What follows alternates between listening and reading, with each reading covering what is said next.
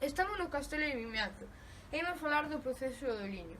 A planta ata chegar a unha prenda de vestir.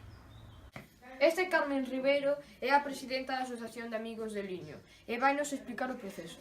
Empezamos pola semente. Esta é a semente de liño. Chámase liñaza.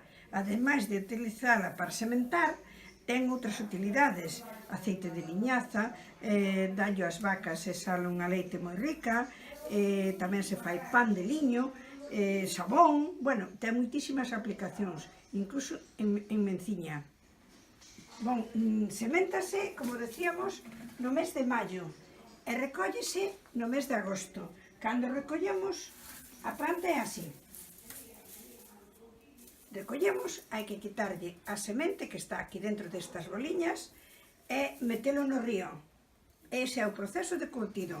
Despois de metelo no río hai que quitalo, hai que mallar, tascar, espadelar, rastrelar e fiar. Temos aquí todos os pasos, ou sea, consiste en sacarlle a palla, porque o que nós aproveitamos concretamente é a pel, a parte da fora, para a fibra. Isto é o que nós aproveitamos, a pel, que para que isto se poda traballar sinxelamente, temos que pasalo en un peine, que ven sendo este, e rastrelar. Isto chamase rastrelar. Mira, ves como queda a pel aquí? Sí. E ves como queda despois de peitealo moito? Fino. E despois pasamos ao proceso máis longo, e o máis agradecido, que aquí temos a fibra, isto é a roca e isto é o fuso. Este é o proceso máis longo do traballo do liño. Tamén é o máis agradecido, porque despois de tantas voltas chegamos a ter un fío. Isto é fiar.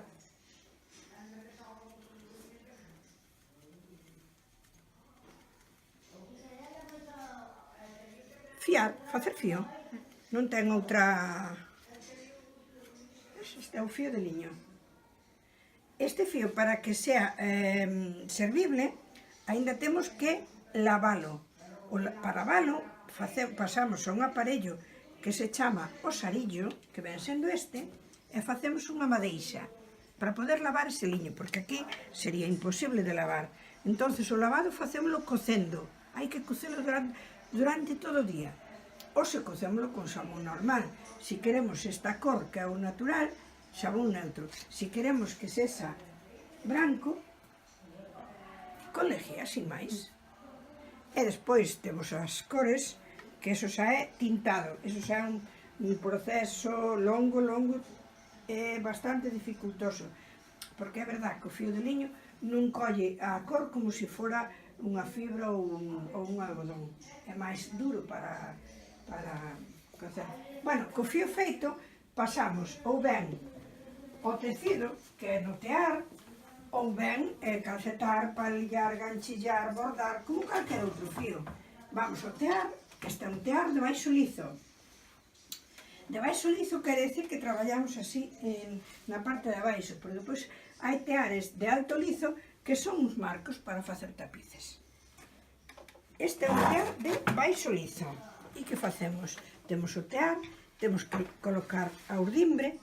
Primeiro temos que saber que ancho queremos facer e cantos centímetros cantos fíos leva cada centímetro. Ben, entonces colocamos a urdimbre, que é a base do tecido, e logo coa lanzadeira e con unha canela dentro procedemos ao tecido. O tecido é moi sinxelo, pisamos un pedal e pasamos o fío, un fío. Pisamos o outro pedal e os fíos que están arriba baixan para baixo, se cruzan.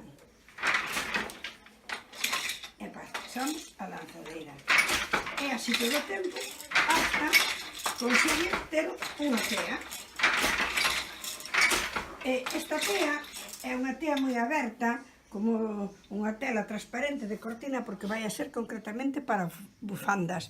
E é unha tea de 6 fíos por centímetro.